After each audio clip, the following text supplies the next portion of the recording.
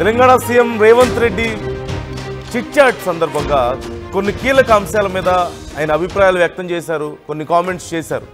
ఉపరాష్ట్రపతి ఓటింగ్ విషయంలో హైకమాండ్ గనక ఆదేశిస్తే కేసీఆర్ ఇంటికి వెళ్ళి ఓటేయమని కోరతా అంటూ రేవంత్ రెడ్డి చాలా కీలకమైన కామెంట్ చేశారు. కేసీఆర్ అపాయింట్మెంట్ ఇస్తాడో లేదో మరి నాకు తెలియదు, నా ముఖం చూడడం కూడా కేసీఆర్కి ఇష్టం ఉందో లేదో అంటూ రేవంత్ రెడ్డి అంటున్నారు. రాజ్యాంగ పరిరక్షణ కోసమే జస్టిస్ సుదర్శన్ రెడ్డి ఎంపిక చేయాలి అంటూ మేము కోరుతున్నామంటూ ఆయన అంటున్నారు. బీసీ బిల్లుపై సుప్రీంకోర్టు తీర్పు కోసం ఎదురు చూస్తున్నామని, బిల్లులు రాష్ట్రపతి దగ్గర పెండింగ్లో ఉన్నాయంటున్నారు. సుప్రీం ఆదేశాల ప్రకారం 90 రోజుల్లో రాష్ట్రపతి ఈ ప్రాసెస్ను పూర్తి చేయాల్సిన అవసరం ఉందంటూ ఆయన కీలకమైనటువంటి వ్యాఖ్యలు చేశారు.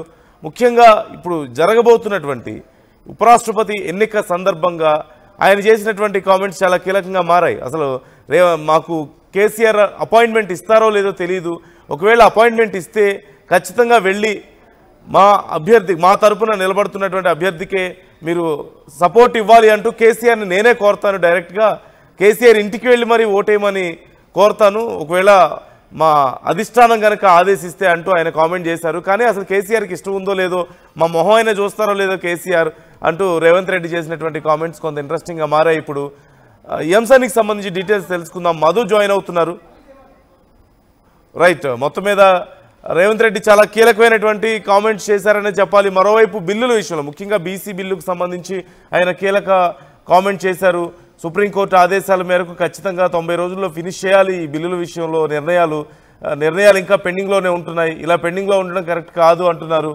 అలాగే ముఖ్యంగా అసలు నా మొహం చూడడమైనా కేసీఆర్కి ఇష్టం ఉంటుందో లేదో తెలియదు అంటూ ఆయన చేసినటువంటి కామెంట్ కూడా ఇంట్రెస్టింగ్గా ఉంది. రాజ్యాంగ పరిరక్షణ కోసమే జస్టిస్ సుదర్శన్ రెడ్డిని ఎంపిక చేయాలని మేము కోరుతున్నాం అంటూ కూడా ఆయన అంటున్నారు. ఈ నేపథ్యంలో ఎవరు ఎటువైపు నిలుస్తున్నారు అనేది మనకు కీలకంగా మారింది. ఇప్పటికే ఏపీలో పరిస్థితి మనం చూస్తూనే ఉన్నాం. ఎలాగో టీడీపీ బీజేపీ జనసేన కలిసే ఉన్నాయి కాబట్టి అటు సపోర్టు అనివార్యమైంది. మరోవైపు జగన్ ఇప్పటికే తమ సపోర్ట్ను ఎన్డీఏ కూటమికి ప్రకటించారు, ఎన్డీఏ కూటమి అభ్యర్థిగా ప్రకటించిన నేపథ్యంలో మరి ఇప్పుడు కాంగ్రెస్కి ఇటు బీఆర్ఎస్ నుంచి అవసరమైతే మేము సపోర్ట్ కోరతాం అధిష్టానం కనుక అడిగితే అంటున్నారు. కానీ బీఆర్ఎస్ మరి బీజేపీకి ఎన్డీఏకి కొంత సానుకూలంగా ఉండే అవకాశాలు ఉన్నాయనే అభిప్రాయాలు వ్యక్తమవుతున్నాయి.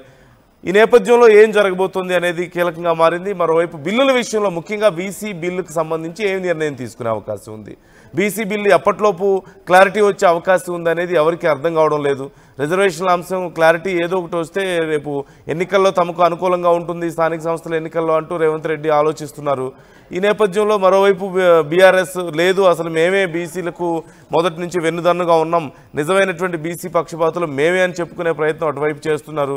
మరోవైపు కావాలనే రేవంత్ రెడ్డి ఈ విషయంలో క్లారిటీ రాదని తెలిసే ఇదంతా గందరగోళం చేస్తున్నారనే అభిప్రాయాలను కూడా వ్యక్తం చేస్తున్నారు. ఈ నేపథ్యంలో మీడియాతో చిట్ చాట్ సందర్భంగా రేవంత్ రెడ్డి చేసినటువంటి కామెంట్స్ కొంత చర్చనీయాంశంగా మారాయని చెప్పొచ్చు. ఇంకా చాలా అంశాలకు సంబంధించి ఆయన కామెంట్స్ చేశారంటూ తెలుస్తుంది.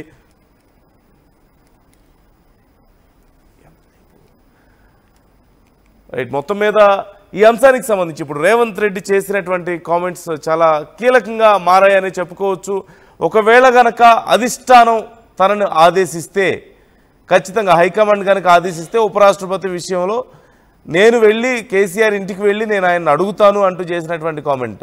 నిజంగా అధిష్టానం కేసీఆర్ సపోర్ట్ను ఖచ్చితంగా కోరుకుంటుంది. ఈ సమయంలో బీఆర్ఎస్ సపోర్టు కాంగ్రెస్ కోరుకోవడం అనేది చాలా సమంజసమే. దానికి తోడు ఇప్పుడున్న పరిస్థితుల్లో బీజేపీకి బీఆర్ఎస్కు కొంత గ్యాప్, కేసీఆర్కి గ్యాప్ మనం చూస్తూనే ఉన్నాం. కవిత కేసుల విషయంలో కానీ ఈ మధ్య జరుగుతున్నటువంటి వరుస పరిణామాల విషయంలో. మరోవైపు ఇటు రేవంత్ రెడ్డి కాళేశ్వరం కమిషన్ అని చెప్పేసి గందరగోళం మరోవైపు చూస్తూనే ఉన్నాం. ఈ నేపథ్యంలో రెండు సైడ్ల నుంచి కూడా కేసీఆర్కి కొంత సానుకూల పరిణామాలు లేవు, సానుకూల సంకేతాలు లేవు. ఈ నేపథ్యంలో మరి ఎవరికి ఆయన సపోర్ట్ ఇవ్వబోతున్నారు అనేది చాలా కీలకంగా మారింది. ఈ నేపథ్యంలో రేవంత్ రెడ్డి ఒకవేళ హైకమాండ్ అడిగితే నేను వెళ్తాను అని చెప్తున్నారు, వెళ్ళి ఆయన పర్సనల్గా కలిసి సపోర్ట్ ఇవ్వమని చెప్పేసి అడుగుతాను అని చెప్పేసి అంటున్నారు. కానీ నిజంగా కేసీఆర్ అసలు తమకు అపాయింట్మెంట్ ఇస్తాడో లేదో కూడా తెలీదు అంటూ రేవంత్ రెడ్డి చేసినటువంటి కామెంట్ మనం చూస్తూనే ఉన్నాం. చాలా అసలు ఆయన వాళ్ళ మొహం చూస్తారో లేదో కూడా తెలియదు, మా మొహం చూస్తారో లేదో కూడా అంటూ ఆయన చేస్తున్నటువంటి కామెంట్స్ చూస్తూనే ఉన్నాం.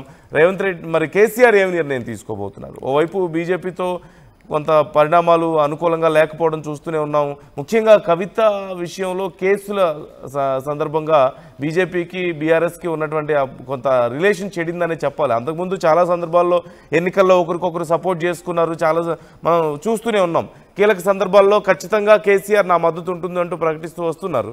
అయితే ఈ కేసుల సందర్భంగా చోటు చేసుకున్నటువంటి పరిణామాలు మనం చూసాం. మరోవైపు ఇటు రేవంత్ రెడ్డి కూడా కాళేశ్వరం కమిషన్ అంటూ దానికి సంబంధించి నివేదిక వచ్చిందంటూ త్వరలో చర్యలు ఉంటాయంటూ చెప్తున్న నేపథ్యంలో కాంగ్రెస్ నాయకులందరూ కూడా బీఆర్ఎస్ అధినాయకులు ముగ్గురు కూడా జైలుకి వెళ్తారు ముఖ్యమైన నాయకులు అంటూ మాట్లాడుతున్న నేపథ్యంలో ఒక రకంగా రెండు సైడ్ల నుంచి డిస్టెన్స్ ఎక్కువగానే ఉంది. మరి ఈ నేపథ్యంలో కేసీఆర్ సపోర్ట్ ఎటువైపు ఉండే అవకాశం ఉంది? ఏపీలో క్లారిటీ ఆల్రెడీ వచ్చేసిందనే చెప్పొచ్చు. కాంగ్రెస్ ఏపీలో అంత బలంగా లేదు, మనం చూస్తూనే ఉన్నాం. వైసీపీ ఇప్పటికే ఎన్డీఏకి సపోర్ట్ ఇస్తామని చెప్పేసింది. ఎలాగో జనసేన ఇటు టీడీపీ ఎన్డీఏ కూటమిలో భాగంగానే ఉన్నాయి కాబట్టి వాళ్ళ సపోర్ట్ అటువైపు అనివార్యంగా ఉంటుంది. తెలంగాణలో పరిస్థితి ఏంటి అనేది కీలకంగా మారింది. బీజేపీ కాంగ్రెస్ బీఆర్ఎస్ కీలకంగా ఉన్నాయి. కాంగ్రెస్ బీజేపీ వాళ్ళ పార్టీలకు ఉన్నాయి. ఇప్పుడు బీఆర్ఎస్ ఎవరి వైపు నిలబడబోతుంది అనేది కీలకంగా మారింది. రాష్ట్రంలోనేమో కాంగ్రెస్తో గొడవలు జరుగుతున్నాయి, బీఆర్ఎస్కు కేసీఆర్కు కొంచెం ఇబ్బందులు ఉన్నాయి. అటు కేంద్రంలోనేమో కేసుల రూపేణా ఈ మధ్యకాలంలో బీజేపీతో కొంత బంధం దెబ్బతిన్నది. ఈ నేపథ్యంలో ఎవరి వైపు మొగ్గు చూపుతారు? ఇప్పుడు సపోర్ట్ ఇవ్వాలి అంటే ఎలాంటి రూల్స్ ఆయన పెడతారు? వాళ్ళ దగ్గర నుంచి ఏం ఎక్స్పెక్ట్ చేస్తారు?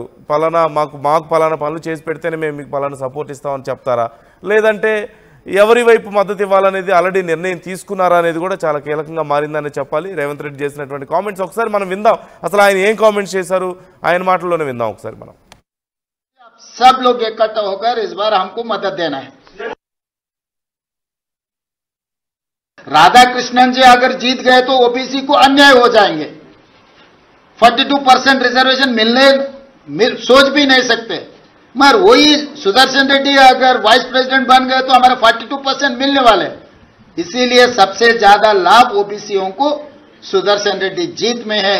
इसीलिए प्रमोद जी आप सब लोग इकट्ठा होकर इस बार हमको मदद देना है। राधाकृष्णन जी अगर जीत गए तो ओबीसी को अन्याय हो जाएंगे। 42% रिजर्वेशन सोच भी नहीं सकते। मगर वही सुदर्शन रेड्डी अगर वाइस प्रेसिडेंट बन गए तो हमारे 42% मिलने वाले।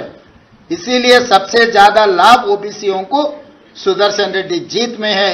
इसीलिए प्रमोद जी आप सब సో బీసీ బిల్లుకు సంబంధించి కూడా ఆయన వ్యాఖ్యలు చేస్తున్నారు. నిర్ణయం తీసుకోవాల్సిన వాళ్ళు తీసుకోవడం లేదు, డిలే చేస్తున్నారు. మరి కోర్టు చెప్పినట్లుగా కూడా ఫాలో అవ్వకపోతే ఎలా అనేది ఆయన చేస్తున్నటువంటి కామెంట్ కనిపిస్తుంది. నిజంగా కేసీఆర్ ఎటువైపు నిలబడబోతున్నారు అనేది కూడా చాలా కీలకంగా మారిందని చెప్పాలి. ఇప్పటికే మనం చూస్తున్నాం ఉపరాష్ట్రపతి ఓటింగ్కి సంబంధించి దేశవ్యాప్తంగా చర్చ జరుగుతుంది, తీవ్రంగా ప్రయత్నాలు జరుగుతున్నాయి. రెండు వైపుల నుంచి కూడా మద్దతు కూడగట్టుకునే ప్రయత్నాలు తీవ్రంగా జరుగుతూనే ఉన్నాయి. ఈ నేపథ్యంలో కేసీఆర్ ఎటువైపు ఉండబోతున్నారు? మీరేమనుకుంటున్నారు? మీ అభిప్రాయం ఏంటి? నిజంగా రేవంత్ రెడ్డి వెళ్ళి అడుగుతారా కేసీఆర్ను? ఒకవేళ అలాంటి చర్చ జరగడం వల్లే హైకమాండ్ నుంచి అలాంటి ఆదేశాలు ఆల్రెడీ ఇప్పటికేమైనా వచ్చే అవకాశం ఉందా?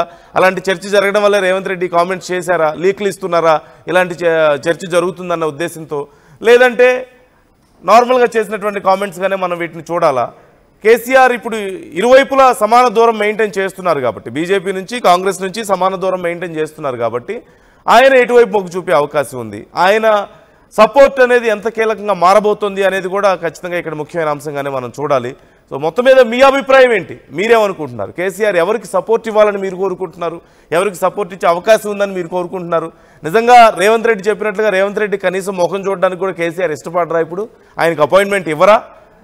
కామెంట్ చేయండి, మీ అభిప్రాయాలు మాతో పంచుకోండి.